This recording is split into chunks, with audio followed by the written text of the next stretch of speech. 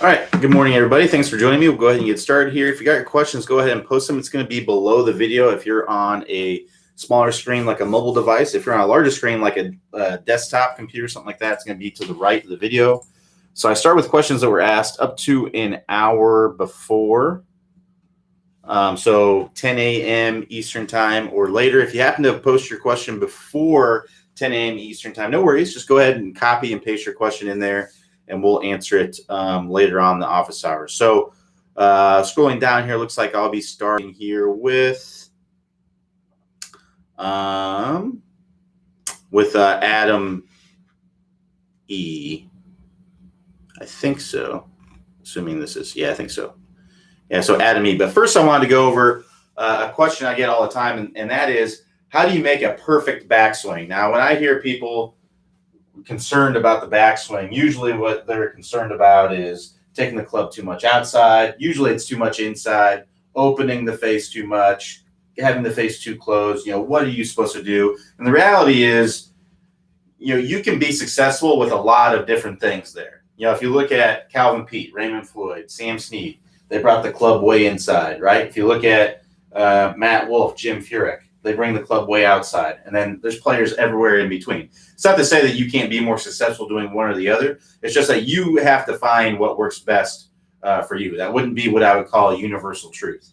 And then as far as opening the face is concerned, it's just that the more you open the face in the backswing, the more you have to close it in the downswing, right? So if I had a player that was really opening the face a lot in the backswing and then was having trouble getting the face closed in the downswing, well, then, yeah, I would say, hey, keeping that face a little bit more closed in the backswing would likely help you to get the face more closed. But I wouldn't mess with that unless that was the issue that was going on. You can be successful opening the face or keeping the face closed.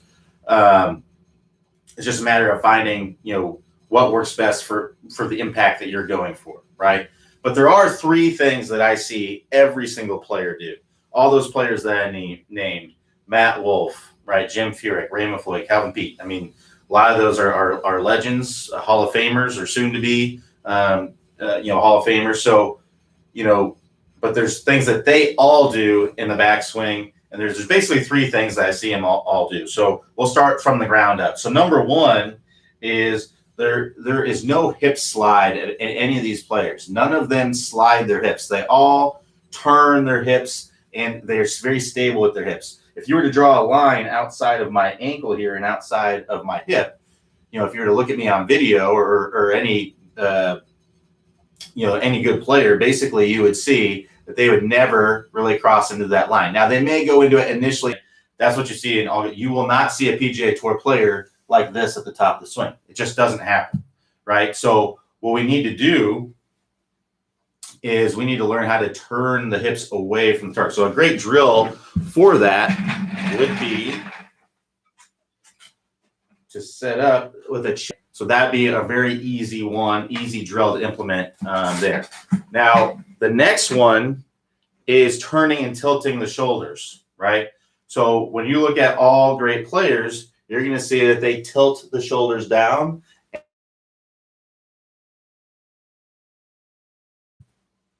to get in a good position. So if you look in the backswing, if I go like this, where I don't tilt my shoulders down like this, right, I'm going to be coming up out of my posture, right? A lot of times I'm going to have a spine angle that's too far angled away.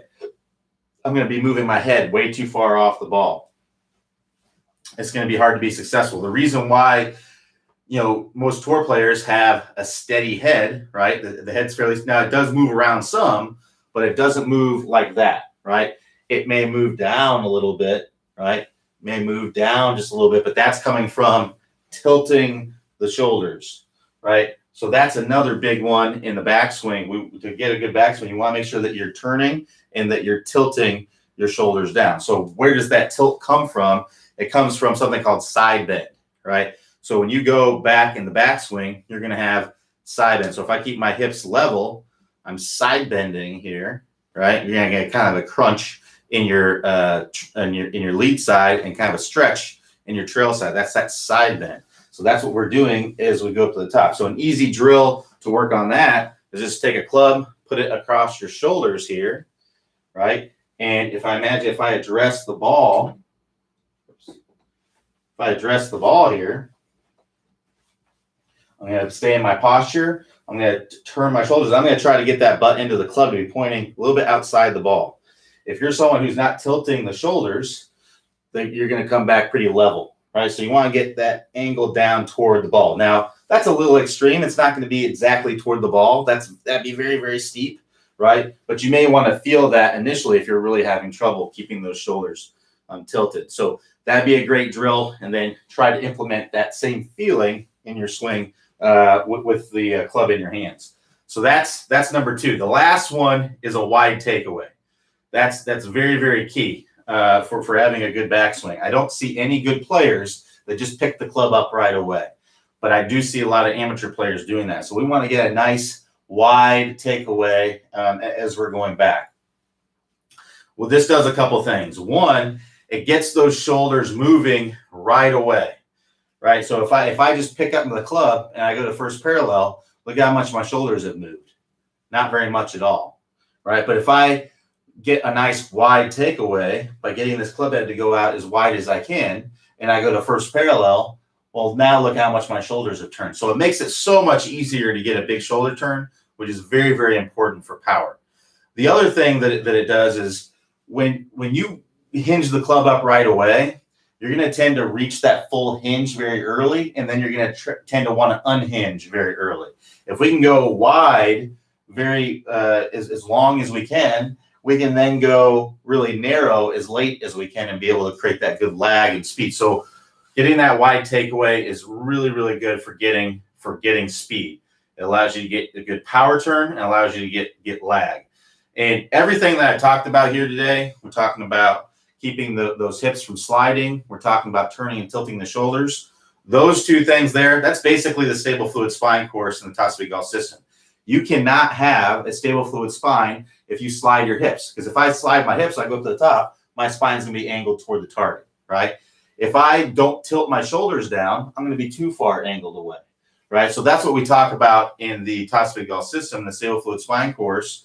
The number 1 key to consistency in your golf swing is having a nice angled away position with your body and then maintaining that throughout. If you slide your hips that way, you're going to tend to lean toward. If you don't tilt your shoulders, you're going to be too far away. So that's a big part of the stable fluid spine course. And then the other 2 pieces I talk about were power, turn, and lag, right? If you don't do a wide takeaway, you're going to have a hard time getting some good lag, that too, but getting a good shoulder turn in your swing, getting a good power turn. We actually do a power turn or a wide takeaway drill in the power turn course, which is very, very important. It's one of the first drills that you do in the power turn. So that's very, very important. And then again, for creating lag, which is another piece of the Toss Golf system, that's the 3rd piece. Creating that lag is very difficult to do unless we're getting that wide takeaway. If we're hinging right away, we're going to want to throw away that lag a lot more quickly. So to get to any of these courses, you can work on these drills to fix those issues. But really, it comes down to these are pieces of the Toss Golf system that we see all the best players doing. So to get to any of the Toss Golf system, if you're a member of the website, this is included with your membership. All you have to do is click the instruction tab and then click the Toss Golf system. And then you'll see all the courses that you need to work on there. But look at your swing on video. See if you're nailing those pieces. And those are the most important pieces to have a really, really good backswing.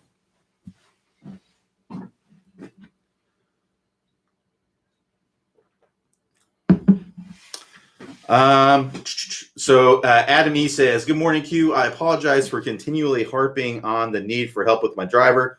Hey, that's why I'm here. No worries at all. But I'm determined to get this club under control. I'm very inconsistent, hitting hooks, slices, popping up the ball, sculling it, etc. Can you share some extremely basic drills to get the ball to go straight off the tee? Maybe something you learned when you first began playing. Much appreciated. So here's what I'd recommend doing, Adam. Basically, what I would do is to hit the ball straight with your driver, you want to be swinging on plane, right? So you need to get this club swinging on plane, and you need to get the face square at impact, and then you need to hit the ball in the center of the face. Those are just the 3 things that you have to do, All right. So a way that you can tell if you're swinging on plane or not is to look at yourself on video. If you're hitting hooks and slices and things like that, it sounds to me, and popping up the ball, it sounds to me like you're swinging over the top, like you're going like this, like over the top. That's what it sounds like. It's hard for me to know without seeing your swing, but just based on the information, it's that those, like if you're hitting a hook, you can hit a hook over the top. You just have to have the face close to the path. So I'm guessing you're hitting a left and left hook, and then the slice is from the face being open with the over the top swing. The pop up is caused by an over the top, usually because the club bottoms out, underneath the ball instead of before the ball. Those sorts of things. So that's my guess, is that you're coming over the top. So it's hard for me to know without seeing your swing, but like I said, I would look on video and see, are you coming over the top or are you swinging down under plane? A good way to see where the plane is would be to make sure you have the camera angle correct. Get it set up down your toe line. Don't set it up down the target line. Make sure it's down the toe line. When you look at it on video, if you draw a vertical line, both of your toes should be on that line, right? Easy way to set it up would be to take a club or alignment stick, place it on the ground, line up the camera to where that club or alignment stick is vertical, straight up and down, and then go line up your toes on it and tee up the ball. That would be the easiest way to do that. And then draw something called the elbow plane line, which is a line that goes from the hosel of the club up through your elbow. And then see in the downswing, are you above that line, or are you below that line, or on that line? Ideally, you would be a little bit below that line would be ideal, where you'd want to be. So if that is the case, I would, the never slice again course would be a good one to work on, because that's going to help you to get the club working underneath. The move course would also be a good one. The stable fluid spine could be a good one. If you're leaning toward the target, that could be part of it. If you're having a lot of inconsistencies, a lot of times it has to do with the spine. I talked about the backswing earlier, and how important it is to not have the hip slide and having the tilted shoulders and all that good stuff. So that could be some of the things that are going on there. But that's what I'd be looking at. As far as, the start direction of your ball, that would be the next. If you're on plane, then I'd be looking at the start direction of the ball. It may be just the face is very, very open or closed when you're coming into contact. I'd use some foot powder spray. See where you're hitting it on the face. Your face can be square, and you could be perfectly on plane. But if you're hitting it way on the toe, way on the heel, way low on the face, popping it up, you're hitting it high on the face, then you're not going to get the benefit of swinging on plane with a square face. So I would spray your club face and see what's going on there. And if you're having trouble hitting in the center of the face, it's more than likely because your spine angles are way off and things like that. So that's really what I'd be looking at, is your stable fluid spine, making sure that that's nice and stable, working through that course. Beyond that, if you're really wanting to get to the bottom of this, for me to know for sure, I would need to see your swing. So that would be my next recommendation, is instead of, kind of guessing based on what I told you, is to sign up for unlimited swing reviews with the instructor. Now, I don't have any spots available right now, but if you'd like to join my waiting list or join one of the other instructors if they have a spot available, click the Get a Review link, and then you can scroll down the bottom of the page there and see what spots are available.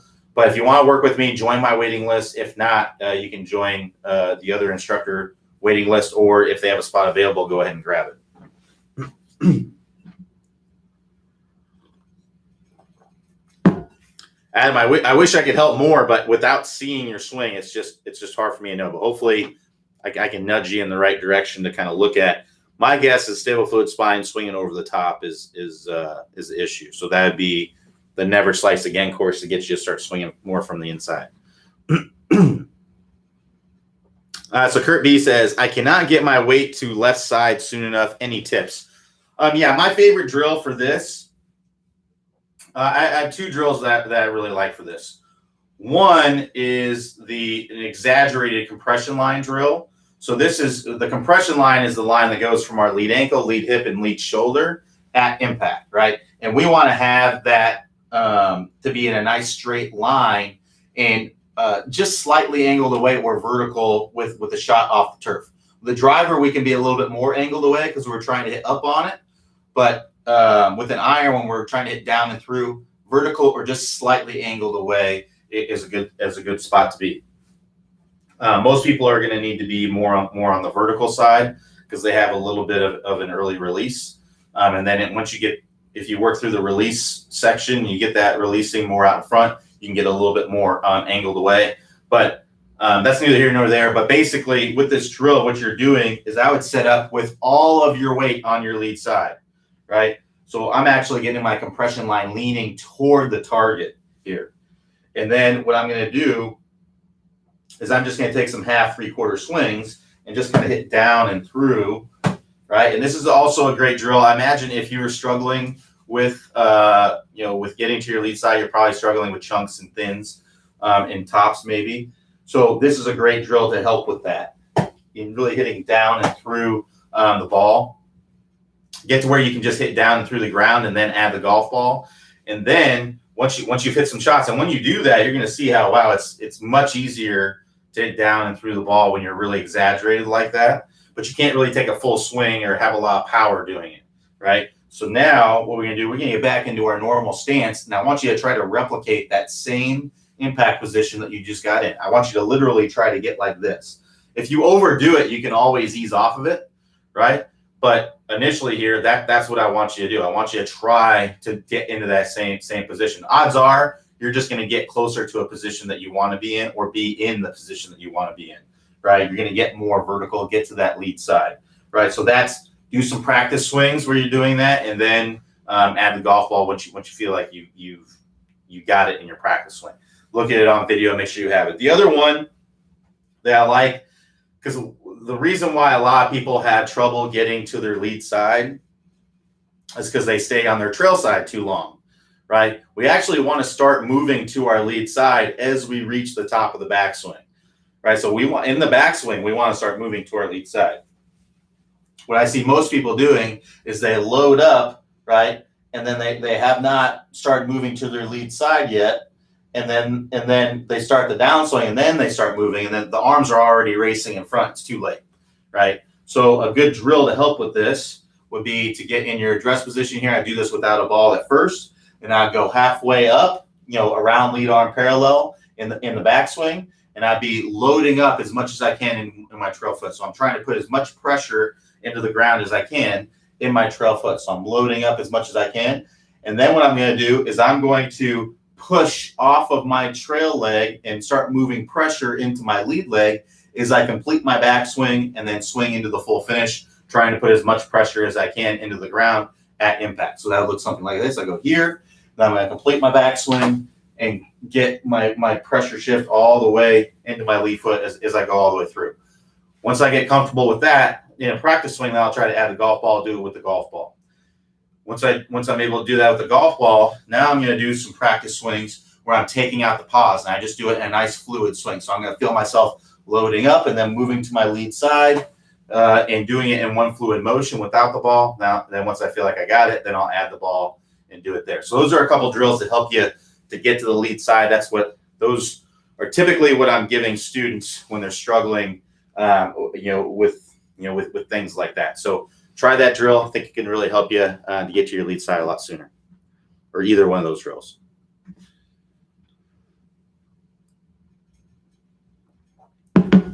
So Robert B says, Q, I'm 65 and I've lost a lot of distance. I see senior tour players setting up, but appearing to have feet, knees, aiming right, then hitting the ball pretty long but fairly straight, no sweeping hook.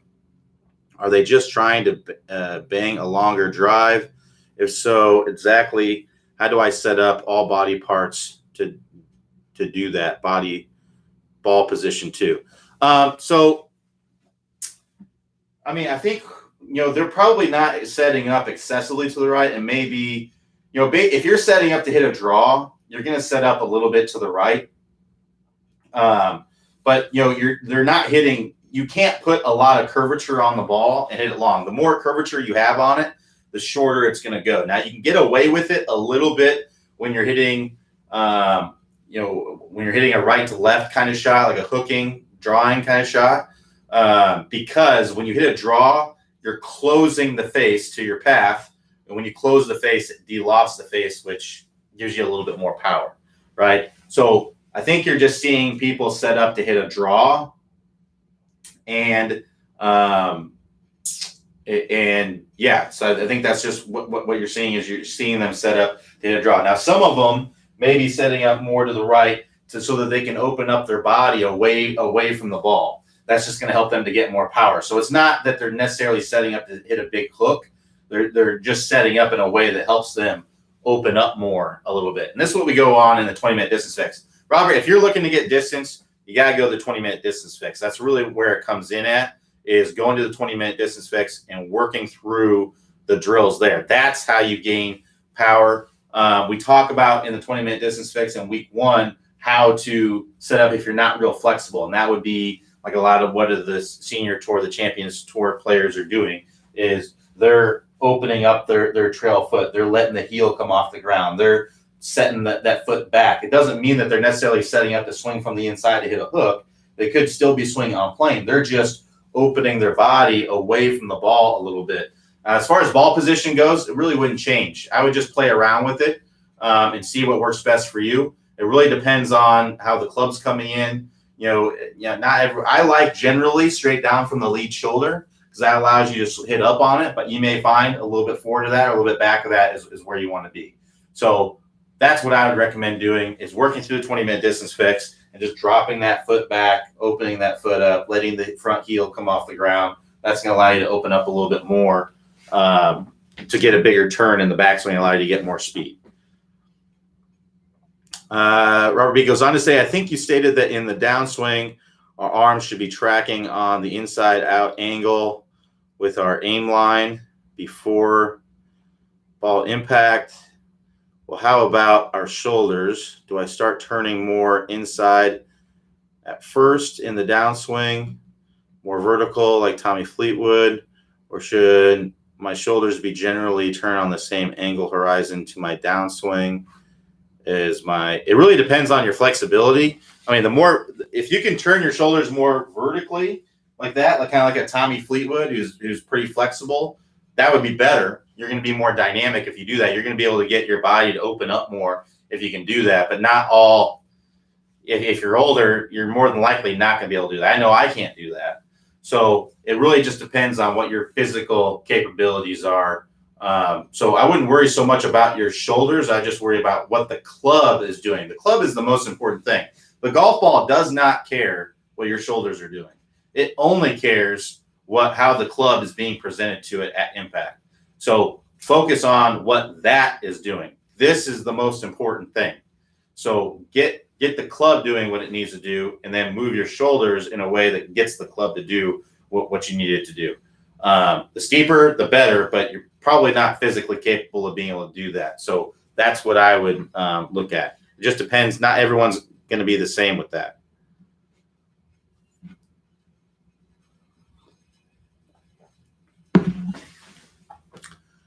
So Dan A says, hey Q, can you bow your wrist in the downswing and keep them from getting stiff? I find that I lose a lot of speed when I bow my wrist on the downswing, but sure does go much straighter. Thanks. I'd have to see what's going on there. Basically, part of what bows the wrist is the momentum of the club. So if you can have, there's going to be a certain amount of stiffness in your wrist because you have to hold on to the club, right? You can't let go of the club. So you have to have some pressure in your hands, right? So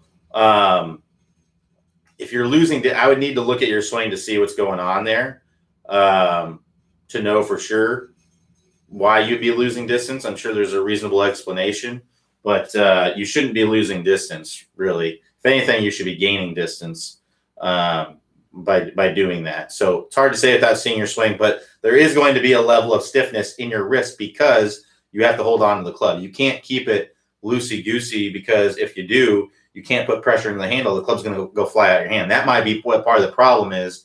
You may be trying to feel really, really loose and not putting pressure into the club enough to be able to hold on to it and put speed into it.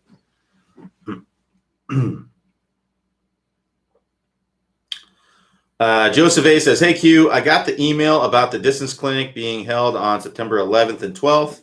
can you give me a best 2-minute sales pitch on this clinic? Joseph, there's actually a video that I would highly recommend you watch. That's going to do way better than anything. So go ahead and click the link in the email, and then there's a video right there. Watch the video. That's as good of a sales pitch as anything. So that's what I'd recommend watching. And anybody who's interested in going to the distance clinic, we sent out an email, I think this morning for that.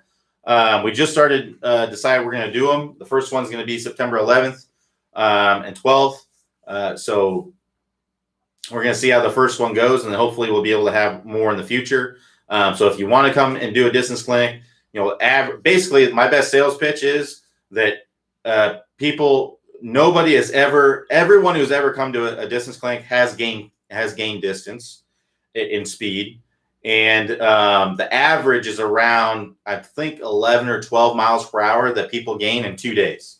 And it's just a lot of fun. It's me and Robin, and we, you come in, we do lots and lots of drills, and we eat lunch, you play some golf, and we do it again the next day. There's a presentation where we go over some things. So I think it's just a good time, and it's here in Orlando or northern. It's not technically in Orlando. It's in the Heathrow area, a Heathrow Country Club, which is north of Orlando a little bit.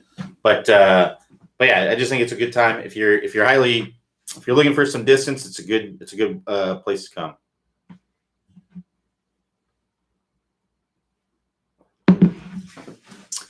So Mike J says, recent videos revealed to me a transition phase between the backswing and downswing when the weight shift to the lead foot or the lead side begins. My question relates to the small movements, forearm rotation to shallow the club, hinging the wrist to create lag, and bowing the lead wrist to square the club face. What is the correct sequence of these? Plus, what is the timing, i.e. backswing transition, downswing?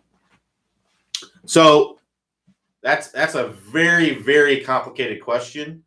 There's certain things that can happen that you can be successful doing them at different parts of the swing. So, for example, the squaring of the club face, you can do that earlier in the swing. If you look at someone like a John Rahm, you look at someone like a Dustin Johnson, right? Very bowed lead. Dustin Johnson probably more so than anybody, but very bowed lead wrist. So he's doing that in the backswing. He's doing that, right? Whereas you look at a player like a Colin Morikawa, he's more flat at the top, and then he does it a lot in the start of the downswing, and then somewhere. So the bowing of the lead wrist, that can happen at any point in the swing. Really, it can. Let me rephrase that. It can start happening at any point in the swing, but it has to happen in the downswing. So if you're someone who's bowing that lead wrist, you're doing the Dustin Johnson at the top, in which I've seen a lot of people try to do. But the mistake that I see a lot of people make is they get here and then they just completely undo it in the backswing, in the downswing, right? So if you're here, you got to keep it somewhat. Now, you're not going to have it like this. Dustin Johnson's like this at the top of the swing, but he's not like that at impact, right? He's released it a little bit, but you have to keep a lot of it, and you can't completely undo it. So that's really, really important for that. As far as the forearm rotation goes, the shallowing of the club, that has to happen in the transition, right? That has to happen in the transition.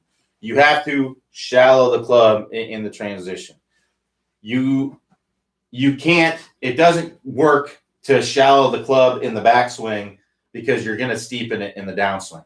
The only way that works is if you shallow the club so much in the backswing that you have to steepen it.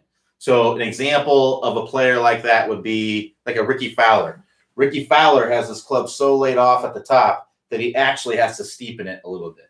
So that's not what I would recommend doing because it kind of gets things working in the opposite direction, which I'm not a big fan of. But obviously, it works for Ricky Fowler. But for most players, it's going to be much, much better to go steep to shallow, and that's that forearms turning. And then as far as the hinging of the wrists go, again, that's going to be happening in the start of the downswing, right? Now, you can hinge the wrist fully at the top, but most people that I see do that, let it go right away in the downswing. So it's better not to have that full hinge until we get down here to that max lag position. So you got to find what works best for you, but the key is those things have to be happening in the downswing. So you can do them earlier if they're happening in the start of the downswing, right? But usually doing the earlier that you do them, if you do them in the backswing, a lot of times you undo them in the downswing, and that's where people get into trouble. But I'm all for it if you're able to do it in the backswing, closing the face, hinging the wrist, whatever it is, because if things are moving slower, it's easier to do, and which is why a lot of people do it that way.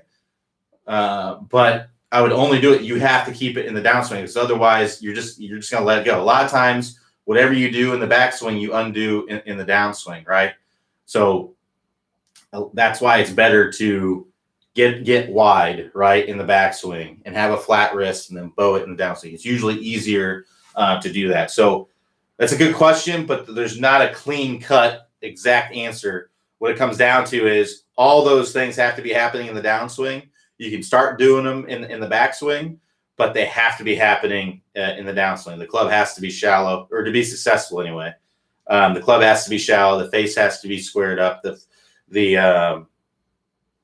got to have some lag in there, because otherwise you're going to lose speed. You're going to have trouble controlling your face. You're going to have trouble. You're typically going to flip to compensate and things like that. So, but those things are happening. The other thing I want to add, and I think that might be where you're getting a little bit off of this. These wrist motions happen at the same time, right? So I'm not bowing my wrist, then rolling it. Those are happening at the same time, right? So there's basically 6 wrist motions, right? We have in this direction, right? We have flexion, and then we have extension, right? And then in this direction, we have radial and then ulnar deviation, right? So thumbs up and then thumbs out away from me.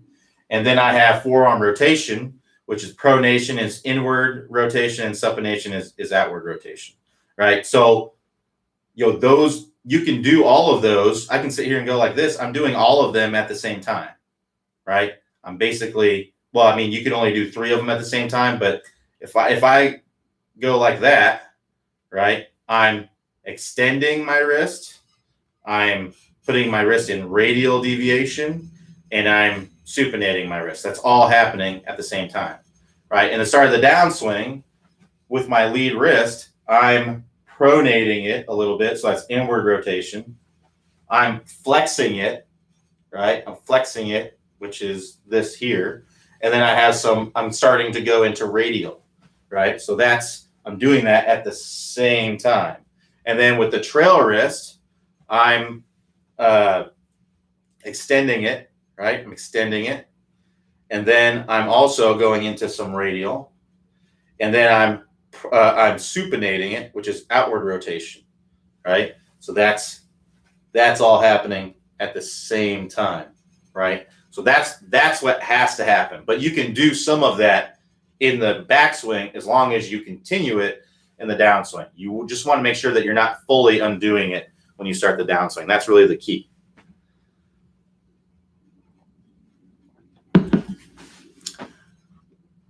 So Timothy C says, any drills that help stop sliding in the downswing? I don't have a reverse pivot. I just slide forward in the downswing rather than rotate my hips. So it sounds like you probably have some early extension. One thing to keep in mind is some lateral movement to your lead side is completely fine. You're going to have that. It's somewhere in the neighborhood of 4 to 6 inches. Most tour players have, right? So the first thing I would look at is make sure that you're not sliding or swaying in the backswing, right? So if I'm going like this, I'm going to typically have to go like that in the downswing, right? So I would first make sure that you're turning if you drew a line outside your hips, kind of what I talked about earlier in the office hours. If you draw a line outside your ankle, outside your hip, that you're turning away from that a little bit as you go up to the top and not going into it. If you're going into it, I first fix that, because if you're sliding away, you're going to tend to have to slide a lot more in the downswing, right? So if I'm good, if I'm right here at the top of the swing. First of all, drill to work on that sliding before we get into what you do if you weren't. Chair outside of the hip there, just barely not touching, and then just make some swings where you're not touching it, and really focus on pushing your hip back in a way. So you still want to be loading up. The key with this is to make sure that you don't lean on the lead foot. So you don't want to go like this, right? That's going to be a problem. So you want to load up into your trail foot and turn the hip back. All right, so that would be a big key there. Well, let's say you're in good position, right? You're in great position here at the top. You're not sliding your hips. There's going to be some lateral movement, but we need to stay. What you may be doing is you may be going like this. So if you look at it from this angle, you're early extending, right? So that's more than likely where the slide is coming from. So you really want to feel like you maintain this angle between your hips and your upper body, right? So I'm going to maintain that all the way through. I'm going to be pushing my hip back and out of the way. So I still want to move forward, but I want to feel like my hip is bumping in. And the way that my hip bumps in is I maintain this angle right here as I'm coming through. So I would just do some drills where we're staying down and through, right? Where I'm feeling like my hip is bumping in as I'm coming through. One thing to keep in mind is that you may be early extending to get the club to come down on plane, right?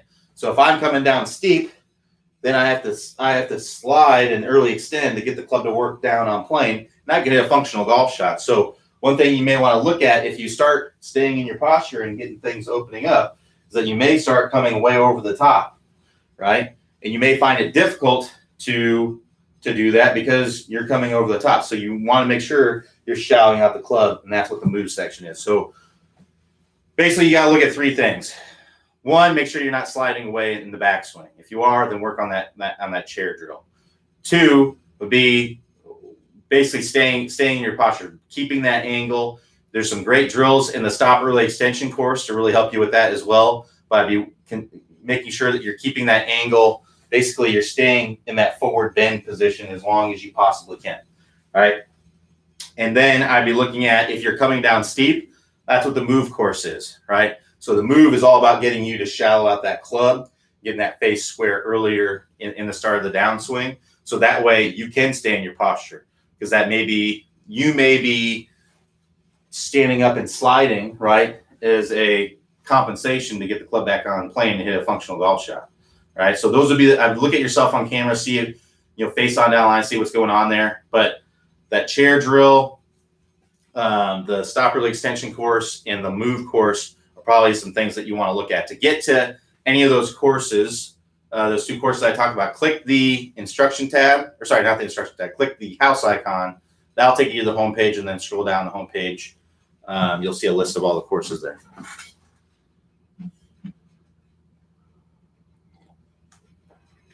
So Floyd V says, what is the weight distribution at the top of the backswing? It's about 50-50. You're recentering, right? So at address, we're going to be about 50-50. As we get here, I'm going to be fully loaded up into my trail leg. That's going to be peaking. I'm going to have about 75-80% of my trail leg. Now, as I reach the top of the swing, I'm going to be about 50-50 again, right? I'm recentering, and then when I come to impact, I'm going to have about 75-80% on my lead leg, and then the full finish, I'm going to have 85-90% on my lead leg. So John G says, when performing the move, I tend to make the move when the club is around my knee level instead of early in the downswing. I just feel more comfortable at that point. Does it really matter at what point the move is made? Yes, it depends on what part of the move that you're talking about. So the shallowing of the club, that needs to be done earlier in the swing. If you're coming down steep early and then shallow late, things are moving so fast, you're going to struggle with consistency. You're going to struggle with hooks and blocks typically. Now, it's not to say that you can't play really well. If you have really good timing and really good hands, you can do that. There are players like Phil Mickelson, for example, is someone who starts down steep early and then he kind of does the shallowing late, and obviously very successful. But Phil Mickelson is probably one of, if not the most skilled golfers of all time. And, he's able to get away with that because of how skilled he is. None of us are as skilled as Phil Mickelson. So, that's probably not going to be a good idea for you. You're probably going to struggle a little bit. So you're going to be better off getting that club shallowed out earlier, so that way you can stay in your posture and have control of the club. As far as the squaring of the face is concerned, yeah, you can do that later in the swing. That's fine. The whole point of that bowing of the lead wrist, that squaring that face earlier, is so that way you don't have to make a compensation late in the swing.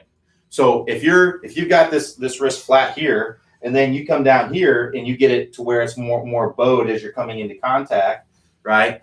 And you have shaft lean in a square face, perfect. That's completely fine. That's going to be good.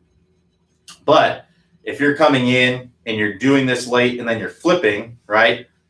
You probably want to start doing that earlier and then keeping it all the way through, because that's the whole point of it, is to not have to make a compensation late, right? So you may feel like you're doing it, but not really doing it as well, which is something that I see oftentimes. So, I would just look at your swing on video and see what's going on there. For me to know for sure exactly what you need to do, I need to see your swing, but just some things to consider there. If you're seeing flipping, then you're not really doing the move, right? Or you're maybe doing the move early, but then releasing it, right? So you want to make sure that you're getting that club shallowed out early, because that's basically what the move is. The move is getting the club on plane and squared up as soon as possible in the start of the downswing. That's basically what it is, which allows you to not have to make compensations later in the swing, which involve flipping the club, which involves standing up, which involve, really rolling over the hands hard to square up the face.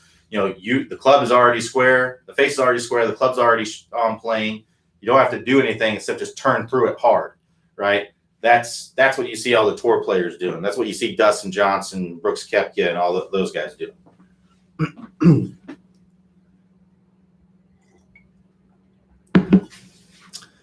So Trey D says, at what point do you do the move? I was hitting 9 o'clock, 56-degree shots today, and it felt awkward. So you do the move. The way that the move course is taught is you do it in the start of the downswing. So I talked about this earlier about some of the timing of some of it. But like I said, it has to be happening in the downswing. You can do it in the backswing as long as you're also doing it in the downswing. So, if you're going up now in a 9 o'clock swing, the club is more than likely not going to be that steep, right? So if I'm taking a 9 o'clock swing, there's where I look. That's what I look like with a 9 o'clock swing. The club's already pretty much shallow, so I don't have to shallow it anymore. I just need to get that face squaring up as I'm coming down as soon as I can. Now, if you're someone who's taking a 9 o'clock swing and it looks like this, right? Then you've got to really shallow, but that's difficult to do. I'd probably try to have that more towards shallow in a shorter swing. That's why people ask me, in a pitch shot, are we doing the move? You're always doing the move. You're always trying to get the club on plane and square as soon as possible, right? It's just in a full swing, you're swinging more upright, so you're doing more of the move, right? You're more than likely. But if you took a pitch shot and it was like this, right, you would have to do a lot of the move to shallow out the club and get that face square. Because if I took a pitch shot and I brought the club up super steep and I opened the face, but nobody really pitches like that because it would be very, very difficult. That's very difficult to do. It's just a lot of wasted movement that's not necessary. So a lot of times when you take a pitch shot, you bring it back, the club's already shallow and the face is pretty close to square, and you just got to keep it that way. So a shorter shot, you're probably not doing you're still doing the move. You probably just don't need to do it as much unless you're opening the face a lot and getting the club steep in the backswing a lot. But that wouldn't really do you any good to do that unless it was just something that felt comfortable for you. If it was a natural thing for you to go up steep and open face and then shallow it a bunch and square the face in the downswing, then that's completely fine. Matt Wolff, when he hits a little shot, that's basically what he does, and that feels natural to him, right? I assume so. So, and that works fine for him. But for most players, it's probably not going to be the right kind of thing. So at what point do you do the move? As soon as possible. In the downswing is when it's happening, and as soon as possible is when you want to do it. So Roland R says, do you cock your wrist, create lag at the top of the backswing or on your way back down? So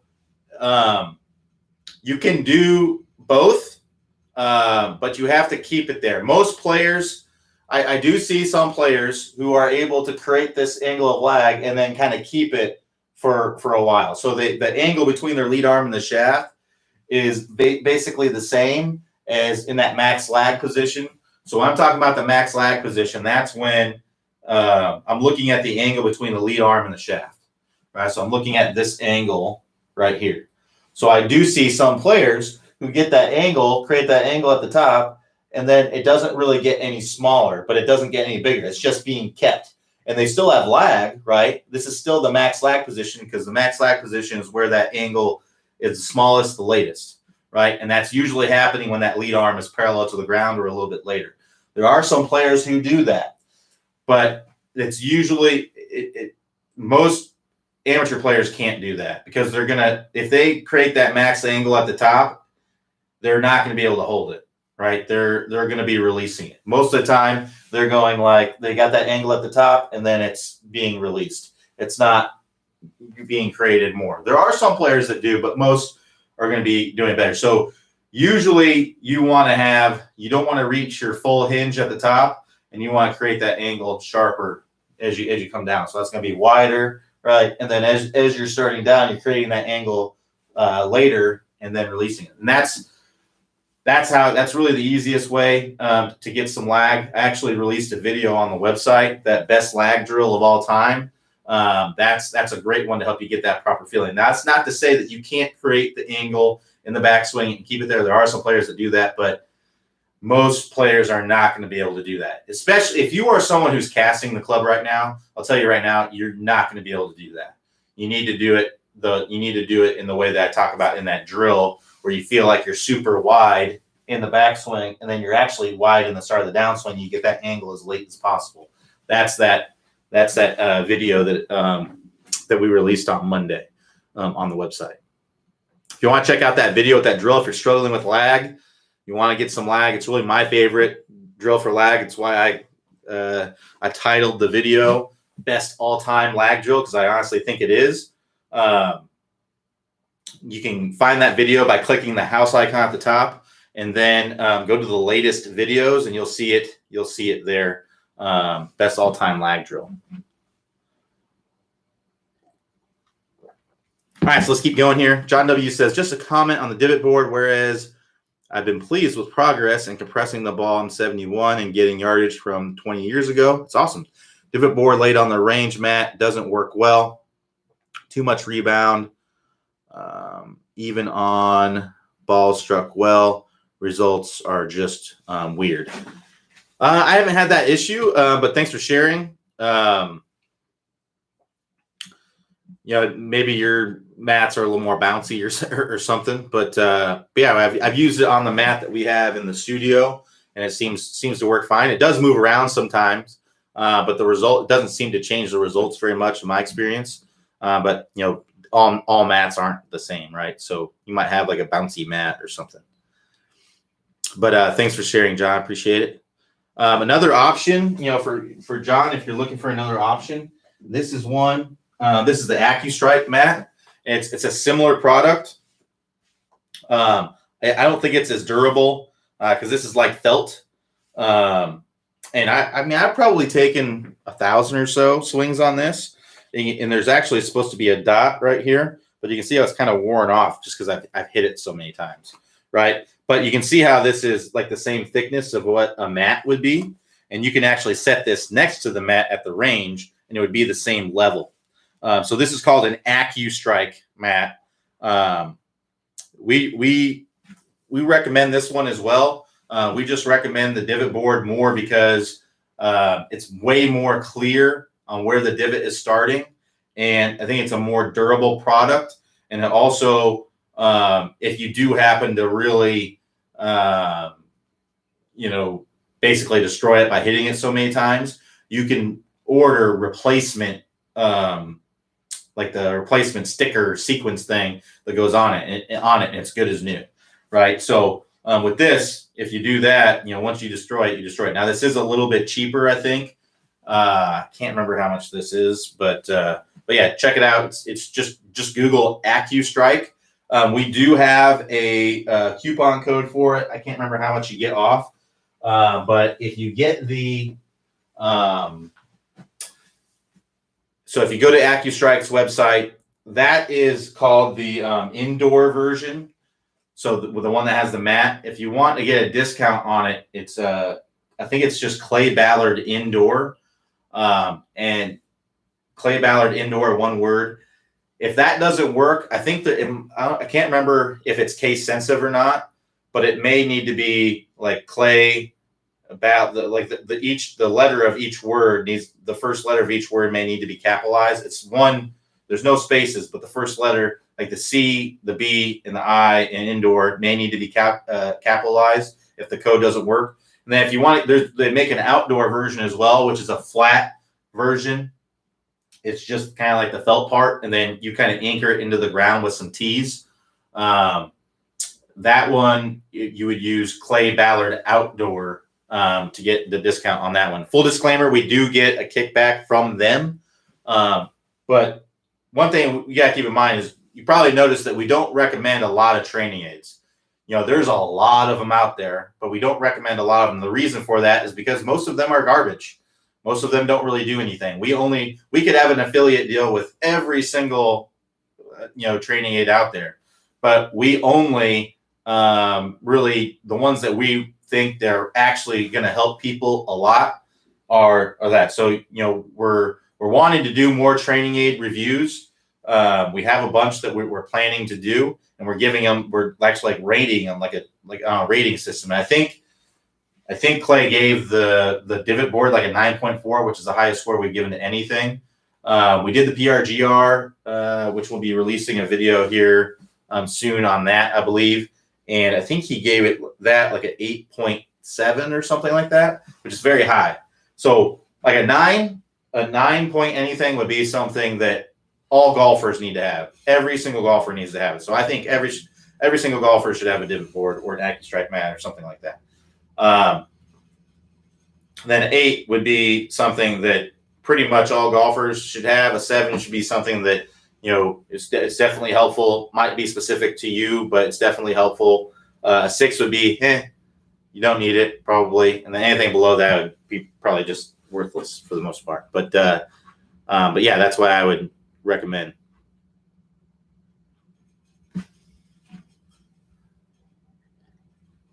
All right, so David CM says, on my initial club takeaway, how do I stop pulling the club inside as I finish to the top? If that is an issue, we talked earlier about pulling the club to the inside. That's not necessarily a bad thing. If you're pulling the club inside and then clearly swinging over the top because of that, then yes, I do believe that would be something you want to do. So basically, it comes down to the trail arm, your trail arm and your trail wrist. You're bending those early, right? So keep your trail arm and trail wrist straight as long as possible. Right, and that will get the club going more outside. One thing you can do is you can kind of put an obstacle in the way, like a pool noodle in the way, to force you to kind of bring it to the outside. But I would only change that. I say this with the utmost emphasis, because if you're just changing it, if you're okay, let me rephrase that.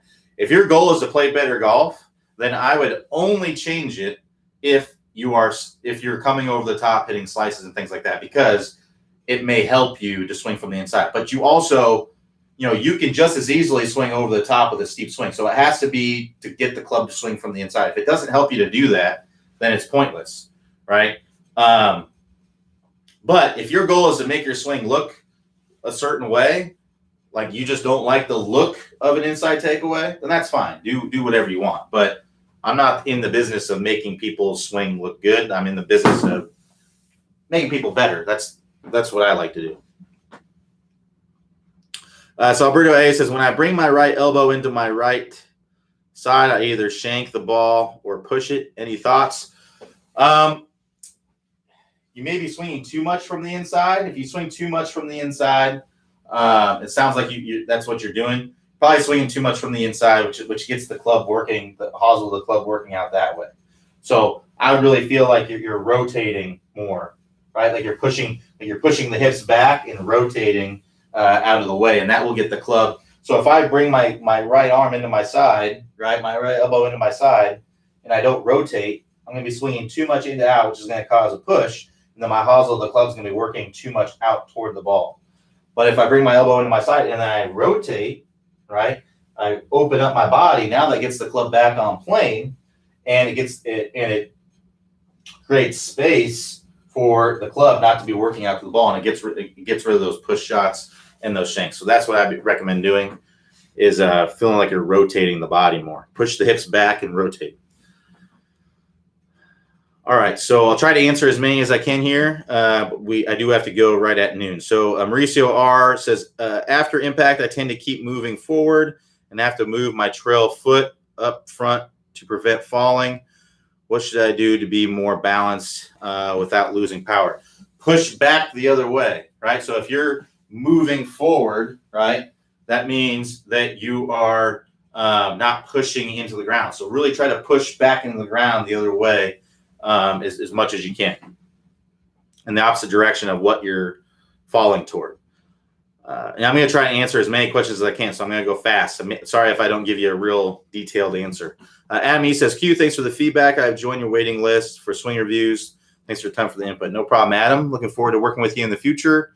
Matthew U says, good morning, Q. Would it be better to complete the distance fix and then start into the TSG system? In general, I would say yes. Because that's going to be there's no higher correlation to lowering your handicap than getting distance, and that's what the distance course is all about. So in general, I'd say yes, but it's hard to say specifically for you without knowing a lot more information. Gary P says, when driving, explain head movement and effect on ball flight. C, stable fluid spine. You just want to have a steady. If you're angling away too much, you may swing too much from the inside, stay on your back foot. If you're leaning toward the target, you may come over the top, hit slices, pulls, and things like that. Really just want to make sure you have a nice stable fluid spine. And that's from the stable fluid spine course. Oh, cool. So we just have a couple more here. John C says, how much club head speed do I need to generate to hit the ball 300 yards? That's a good question. So basically, you need to for every mile per hour you gain, you get about 2.6 yards. So if I took 300, right, 300, and then divided that by 2.6, that's going to give me 115 basically. So, but that doesn't mean that you can't hit a 300-yard drive with 100 miles per hour. You're just going to need help. You're going to need a downhill lie. You may need some wind. You may need, not downhill lie, but, an elevation drop, right? You're going to need wind. You're going to need hard surface, right? But I would say to hit 300-yard drives on a consistent basis, you need to be swinging between 115 and 120 on a consistent basis. But like I said, if you live somewhere like in Texas where it's windy and it's hard, it's firm, right? And, you get downwind on a hole, you could be swinging 100 miles per hour and hit 300-yard drives all the time, right? But into the wind, you're not going to be hitting at 300, So, so John S says, I'm a big guy. Should I focus more on balance and footwork? What you should, the fastest way to improve, it's hard to say without knowing what you need to focus on, without knowing what your ball flight contact issues are, right? So, that's what you want to look at. What are my ball flight contact issues? And then I want to focus on that, right? Fixing whatever the biggest issue is. So if you have a big slice, you want to focus on swinging from the inside with a closed face, right? If you top the ball, there could be lots of reasons for that, but we have a stop chunking and topping course, right? Other than that, really, you just want to work on the top speed golf system if you're not going to designate something specifically. Dave W says, what is a good video app? we use V1 Golf. It's a red icon, V1 Golf. It's free for Android or Apple devices. They do have a part of it where you can pay to get like a premium part of it, but you don't need it. You can use it without that. That's what we use for swing reviews. It's what I use to analyze my swing or help Clay out with his swing or Robin or whatever. So, it's what we use. So that's why I recommend. I'm sure there are other good ones out there. I just haven't really used them because I've just always used V1 because it has the best platform for working with students. But there may be some better ones out there if you're just analyzing your own swing. If you ever plan on doing unlimited swing reviews, though, I'd highly recommend getting the V1 Golf app because that's what we use. And getting accompanied with it beforehand is just there is a slight learning curve, as there is with any program you use. But getting that learning curve out of the way is just going to accelerate things once you sign up. So, but anyway, we'll go ahead and stop right there. Thanks, everyone, for joining me today. Everybody have a good rest of your day and weekend, and we'll talk to you all on Monday, 5 p.m. Monday. Take care.